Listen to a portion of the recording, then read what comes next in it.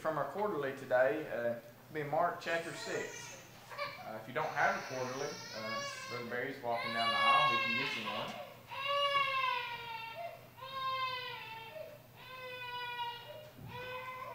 one. We're going to do things a little differently today. I'm standing a little further away. I'm going to have a PowerPoint. Well, not a PowerPoint,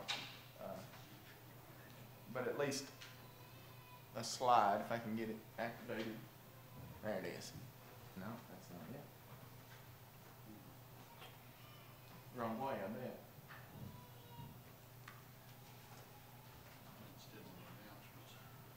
Yeah. They're probably working on it right there if I had to guess. There it is. If you don't like history class, it's probably going to be a pretty dry lesson for you. I enjoy looking at Bible history and specifically the things that go on behind the scenes of, I guess, from the historical context of what's going on during Jesus' time, before, after. So we're going to look a lot at that, specifically the family line of Herod. And since I hardly ever get to finish the lesson, I'm going to read the context of our lesson right here, and then we'll jump down and we will look at this family tree, because the more I looked at it, the more fascinating it got, and there was just so much good little drama involved in the line of Herod. But we'll begin by reading from Mark chapter 6. We'll read 14 through 29. Now King Herod heard of him, for his name, before I do this, Daily Bible readers.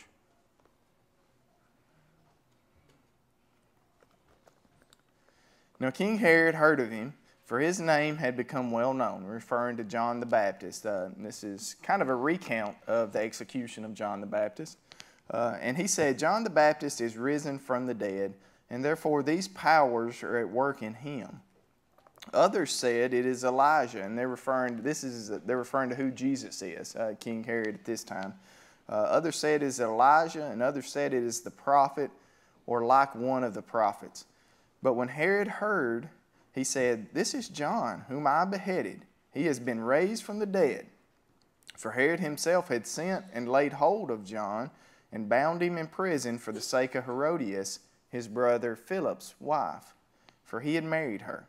Because John had said to Herod, It is not lawful for you to have your brother's wife. Therefore Herodias held it against him and wanted to kill him, but she could not. For Herod feared John, knowing that he was a just and holy man, and he protected him. And when he heard him, he did many things and heard him gladly. Then an opportune day came when Herod, on his birthday, gave a feast for his nobles, the high officers, and the chief men of Galilee. And when Herodias' daughter herself came in and danced and pleased Herod and those who sat with him, the king said to the girl, Ask me whatever you want, and I will give it to you. He also swore to her, Whatever you ask me, I will give you up to half my kingdom. So she went out and said to her mother, What shall I ask? And she said, The head of John the Baptist. Immediately she came in and with haste to the king and asked, saying, I want you to give me at once the head of John the Baptist on a platter. And the king was exceedingly sorry. Yet because of the oaths and because of those who sat with him, he did not want to refuse her. Immediately the king set an executioner and commanded his head to be brought, and he went and beheaded him in prison. Brought his head on a platter and gave it to the girl, and the girl gave it to her mother. When disciples heard of it, they came and took away his corpse and laid it in the tomb. That's the reading of the text, and the Herod, the name, is used many times for a few different people. So in this particular story of John the Baptist, which Herod, does anybody know which Herod are we referring to here? I guess if you looked on the screen right there, it kind of indicates it. It's a really good chart that shows you what's going on. But this would be, if you look at the top, I'll try to find there it is. If you look at the top right here, you have Herod the Great. But this particular Herod is Herod Antipas. So we'll go through this. Kind of explains it. It's a really confusing family tree because there is a lot of incest involved in this situation, a lot of remarrying and marrying and kids and marrying their aunts or their nieces. There's just a lot of stuff going on. So as I searched through, I had to do a lot of digging because I would find one site and it would say, you know, Herodias was married to this particular Philip. And then I would read another site and they would say here. And there's just a lot of confusion generally. But once you looked at it a little closer, you could figure it out. This particular chart has this name blank. We were able to discover that from another chart. But let's go back and hopefully, time permitting, we can make sense of some of these Herods and see what the Bible has to say about them. And I guess where I want to start is, you want to start here, but I'm going to go back a little further to see exactly how this guy right here, Herod the Great, and if you look at his time of reigning, 47 BC, from 37 BC, he was the governor of Galilee. Galilee being the northern part of the kingdom, right there around the Sea of Galilee. So he was kind of appointed governor under a different kingdom. The Hassanian kingdom is what it was called, and that kingdom rose to power as a result of kind of a civil war between the Jewish people. At that time, and when we go to this time, this kingdom that Herod took over started around 167 BC. So this falls in that dead period of Bible prophecy, I guess. There's not a book of the Bible that's addressing this time period. So you have Herod the Great. He takes power, but before that, the Hassanian people, there's a revolt. They establish a kingdom. So we've got the Herodian dynasty, and before this one, there was a Hassanian dynasty. Some of the names you may be familiar with just by hearing them, but not really knowing a lot. I didn't know a lot about these people. But the Maccabean Revolt, anybody ever heard of that? It was basically, you had the Greeks were in power around 167. They had influenced the area, taken over. So there was a lot of Jewish people that were really favoring and liking the Greek influence. And then you had the more traditionalist Jews. And you see a split here, and it just goes to show you that there wasn't just the Pharisees and Sadducees that hated each other. These divisions and splits went back from a long time, especially during this period between kind of Ezra and Matthew. So you had these guys, and then the traditional Jews, they didn't like all the Greek influence. They started to bicker and fight. They started a war. And then you had the occupying nation at that time really get involved in that war. And then you had the traditionals led by the Maccabeans kind of fight a guerrilla war. And they were able to successfully overthrow the modern Greek influence in the occupying nation. I believe is Syria at that time was coming in and out. So they took over Jerusalem. And what you find is once they took over Jerusalem, they cleaned out that temple. The temple had kind of become corrupted at that time. They cleaned it out. I know very little about Hanukkah, but this is actually the story of Hanukkah. If anybody knows more about it, please speak up. But when they cleaned the temple out, these Maccabeans and their army, they lit a candle. And that candle just miraculously burned, according to the tradition, for 8 days. So you've got the 8 days of Hanukkah. That goes into that story. I thought that was interesting. A couple of apocryphal books, 1st and 2nd Maccabees, kind of tells that story in that version. Those books are in, I think, the Catholic Bible, and certainly the Jewish Old Testament. They hold those to be true. But they're not in ours. So I thought that was interesting that they took control, and then you have a dynasty going through. It lasts about 100 and something years from that period until Herod is able to weasel his way in and overthrow them. He does that, again, if you look right here, Herod was, everything I can tell, Herod the Great was a wonderful politician, and he must have been a good speaker, because he was able, at this time, Rome had taken over the whole, basically, known world. Herod just knew how to suck up to the Roman Caesars. And again, this was something I don't know a lot about. There were a lot of famous names that we are familiar with that were taking place right around the time Herod is weaseling his kingdom away from the Hassanians right here.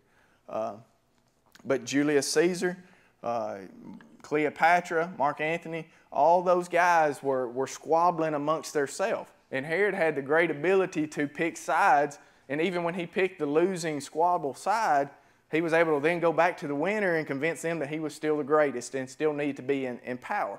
So Herod goes to Rome one time and really trying to get his buddy some power, who had just been overthrown right in here. And the Senate convinces them that they want to name Herod the Great the king of that area. So he didn't go for that purpose, but he left with a kingdom. Now he had to fight and earn that kingdom and take it away. And he had many wives right here. And you see his first wife, Doris, he was married to her, had a kid.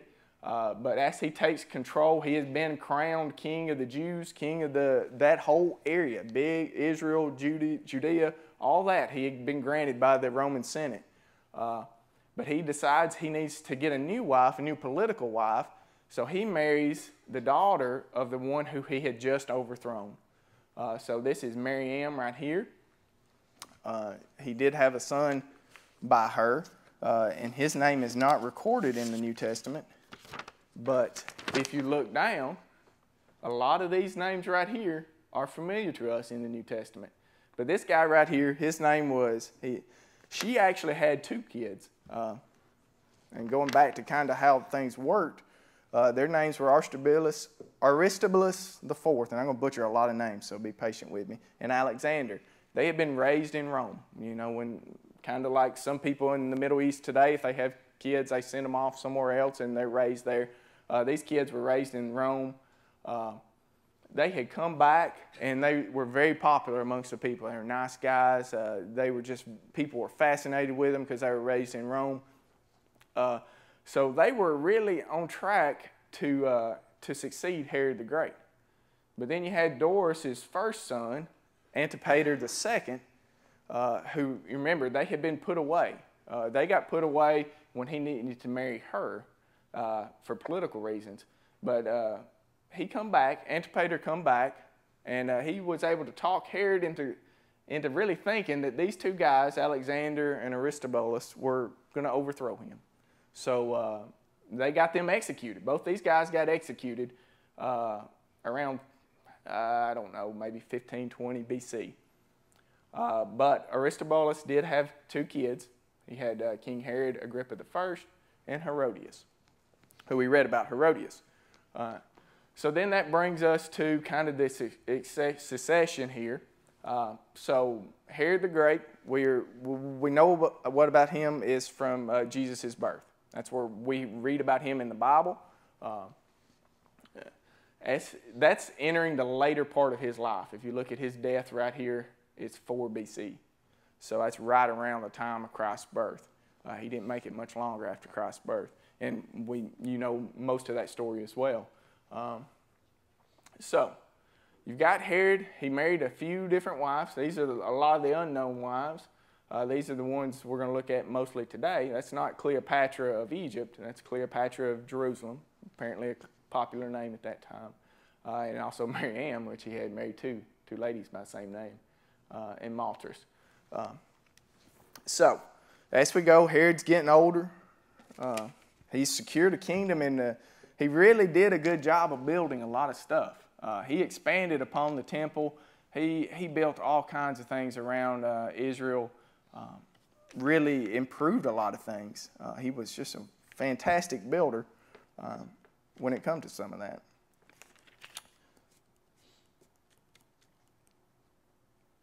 All right, so as he's getting older, Antipater right here, he would sit right here from Doris. Antipater convinced him to execute these 2 guys that everybody liked.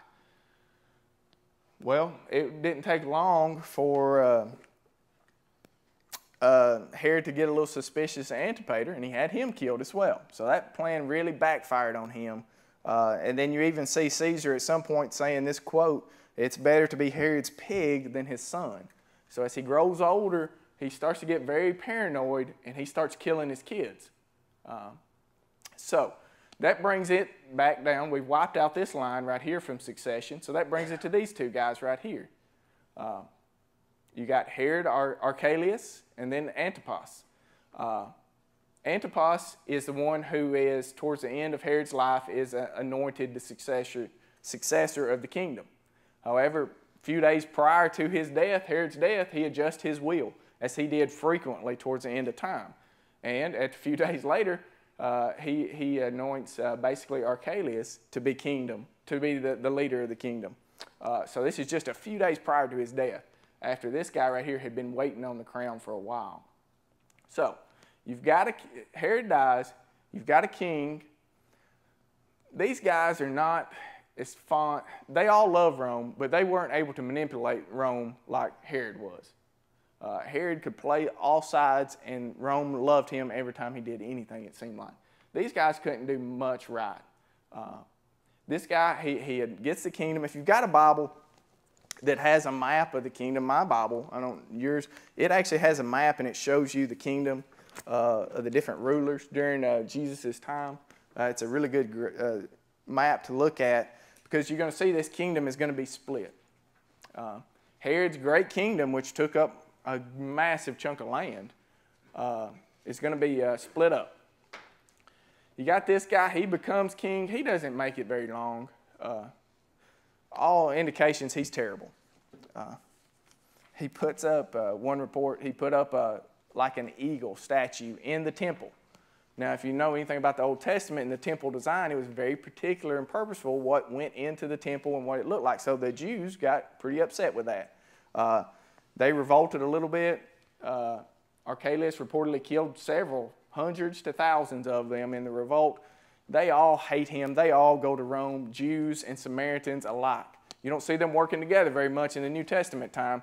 At that time, they got together and they said, this guy's got to go. But I guess let's look in the Bible, and I'm going to try to shuffle a few things so we get it.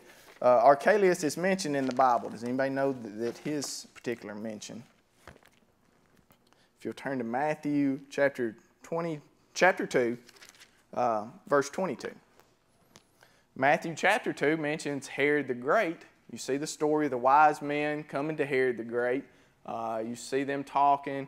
You see the interactions there. You see Herod issue the decree to kill all male children 2 and under. But eventually Herod dies, like we said. Archelaus becomes king. So Matthew chapter 2, verse 22. But when he heard, and this is Joseph, when he heard that Archelaus was reigning over Judea instead of his father Herod, he was afraid to go there. And being warned by God in a dream, he turned aside into the region of Galilee. So Joseph married Jesus. They've been spending some time in Egypt, getting away from Herod the Great. Herod does. It sounds like the plan was to go back to not Nazareth and not to Galilee. Joseph's idea was to go to Judea. I don't know if he was going to go back to Bethlehem, Jerusalem, where he was going to go, but an angel warns him not to do that. This guy right here ain't much better than his dad. So they go to Nazareth. All right. Then you brings us to, is everybody following this so far? Then it brings us to Antipas. This guy gets kicked out. Antipas does not inherit the entire kingdom. That time, Rome, they give up with these guys. They understand they need help. So he splits the kingdom up. And that's where you hear the word tetrarch. That's basically a fourth. So we have the most common one right here is Philip the Tetrarch. He's not really mentioned very much in the Bible. His kingdom was northeast, kind of in Samaria. He got a territory that really we don't even associate with the kingdom of Israel. It's northeast. You look at Antipas, he had the area of Galilee. So he had that area around Nazareth and Galilee, but he also had a territory in the south east of the Jordan. And who did a lot of work east of the Jordan right there? Did a lot of baptizing east of the Jordan. John the Baptist. So this guy, we find in the Bible quite a bit because he had the territory that was Galilee. And then he also had the territory where John the Baptist right here would have been baptizing east of the Jordan. So that's how they become interchanged a little bit. He was very interested in Jesus and John the Baptist. I don't think for time we're going to get a chance to look at all his examples in the Bible, but you can read about him, certainly in the passage we read in Mark 6, Matthew 14, and Luke 3:1. And turn to Luke 3:1 because we hit them, several of them right here in Luke.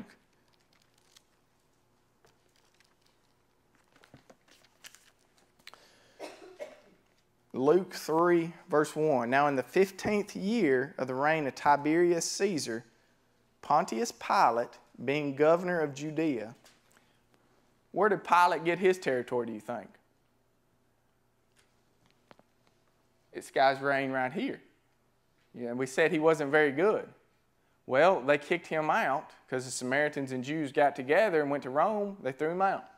Well, they didn't give that territory to Antipas. They didn't give it to Philip or Philip the Tetrarch. They assumed control of it. So there you have them appointing Pontius Pilate to oversee this Herod's territory, which was the largest portion. It was basically Samaria and Judea, Jerusalem, all that's the southern kingdom for the most intents and purposes.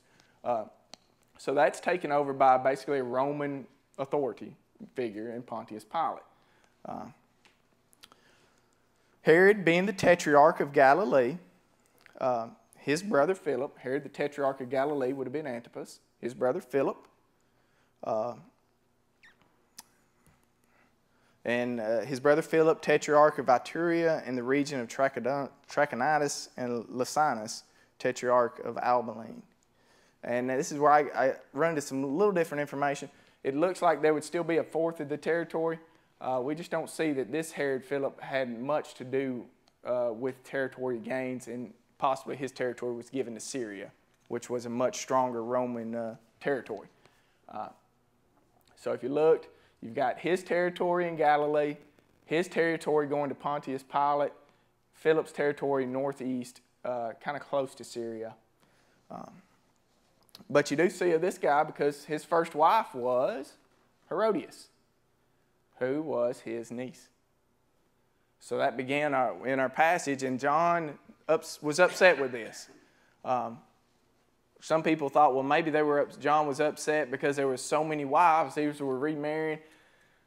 But it seems like a lot of the issue was that the problem was that Philip was still married to her.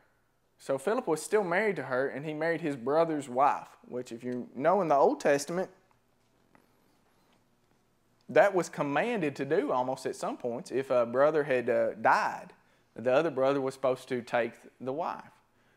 In this situation, the brother had not died, and he had still taken his wife. So this upset John the Baptist. He rebuked the marriage because it was wrong. Not to mention it was incestuous, but it wasn't that uncommon at that time to be marrying nieces. So that wasn't the big gripe. It seemed like the big gripe was it was his brother's wife. And if you're going to see right here, that there's a lot, because she leaves him, goes to Antipas. Her daughter, who she had a daughter with Philip, is not named in the Bible, but Josephus, I think, names her Salome. She was the one who danced for Antipas, who then requested the head of John the Baptist. So, there you have that. Now let's look at the other mentions of some of these guys in the Bible. Any questions or comments? Think about it in the Bible, because some of these, when I read the Bible, I'm like, Herod, I understand Herod, but who are these guys? And hopefully this helps make some sense of some of these Herods. But let's turn to Luke 23.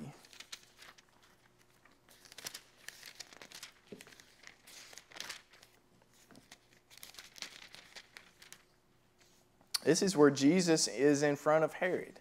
Now, which Herod would Jesus have been in front of at this time? Well, let's read then. Luke 23, verse 6. We'll read 6 through 12 here. When Pilate heard of Galilee, he asked if the man were a Galilean. And as soon as he knew that he belonged to Herod's jurisdiction, he sent him to Herod, who was also in Jerusalem at this time. So Jesus is apprehended in Jerusalem, right? Jerusalem was whose territory at that time? Pilate. It was this guy's. It was given to Pilate. But Jesus was from where? Galilee. So whose territory was? Antipas at this time. So these are the Herods right here that we're looking at. We're looking at Antipas, the same guy who had executed John the Baptist. Now when Herod saw Jesus, he was exceedingly glad, for he had desired for a long time to see him, because he had heard many things about him, and he hoped to see some miracle done by him. Then he questioned him with many words, but he answered him nothing. And the chief priests and scribes stood and vehemently accused him. Then Herod, with his men of war, treated him with contempt and mocked him, arrayed him in a gorgeous robe, and sent him back to Pilate. So that very day, Pilate and Herod became friends with each other, for previously they had been at enmity with each other. Why in the world would they not like each other? Lots of reasons, right? Antipas had really desired this massive kingdom from his father. He didn't get it. And then this kingdom right here is given to Pilate. So you imagine they hated each other quite a bit. Pilate probably didn't like being where he was at, in charge of these people who are constantly bickering and fighting. But they found some common ground in the mistreatment of Christ. All right, let's go to Acts. Well, yeah, let's go to Acts 4.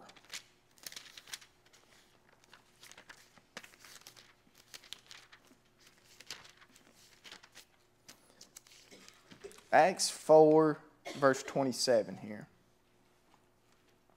Here you have Peter and John had been apprehended by the Sanhedrin. They had been basically forbidden to speaking Jesus' name at this time. But you see them kind of pray an interesting prayer right here. And we'll start in verse 27. For truly against your holy servant Jesus, whom you anointed, both Herod and Pontius Pilate with the Gentiles and the people of Israel were gathered together to do whatever your hand and your purpose determined before to be done. Now, Lord, look at their threats and grant to you, your servant, that you will be all boldness may speak to the word. So basically you have them praying that, God, you put these people in front of us. You gave them, they have a purpose. And they certainly did. All right, so now that we understand the kids of Herod the Great, let's start to look at some of the grandkids. Because from this point in the Bible, these guys are all gone. Interestingly enough, when Herod Antipas married Herodias, his first wife was a princess of an Arabian leader right next to him. So Dad becomes very upset that his daughter is getting pushed to the curb by his niece, by some weird relationship here, his brother's wife. So at that point, he declares war on Antipas, brings his army in. They cause him quite a bit of headache and heartache for the remainder of his kingdom over this marriage to Herodias. Archelaus is gone. Philip doesn't really have much of a kingdom. And Philip the Tetrarch just lives over there and nobody bothers him, and he lives out in old age and dies. Then that brings us to the grandkids right here, King Herod Agrippa I and Herodias. So we do see Agrippa I. Turn your Bibles to Acts 12. When we run into Agrippa I, you're familiar with this story. He makes a pretty good appearance. Agrippa I, as you see in this chart, not a great man either. He imprisoned Peter. He executed James. But in thinking he was so good, I'll summarize 12. If you just, he introduced in 1, he's in verse 6, but 18 through 24, he starts saying about how great he is, and people start shouting the voice of God, not man. God strikes him dead, and the worms feast on him. So that mark him off the list. But that brings us to some people right here that we're also very familiar with. Herod Agrippa II is appointed king. Rome likes him. They anoint him as king. That makes Antipas irate again. He is still alive at this time. So you've got King Herod Agrippa. I'll give you the scriptures. Probably won't have time to look at those. But if you turn to Acts 24 and 25, you'll run across these guys. When Paul has been captured, he is sent in front of these people. And now if you look at this kingdom right here, this kingdom is more of that the kingdom from, well, I'm drawing a blank on that. I don't know if it's Antipas's kingdom, because when he dies, again, I think they give his kingdom to Agrippa. Don't quote me on that. But basically, Agrippa II that we see that Paul interacting with, he had a thing for his sister, Bernice. And then we see Felix. We're familiar with that name from Paul's exchange. He married Drusilla, who was King Herod Agrippa's daughter. So Agrippa had two daughters, Bernice and Drusilla. So you see this interaction between Agrippa and then Felix with Paul. Both of these people were somewhat receptive to Paul's preaching. But no record of them ever converting over. And then they die. And then the Herodian dynasty that began way back when ends.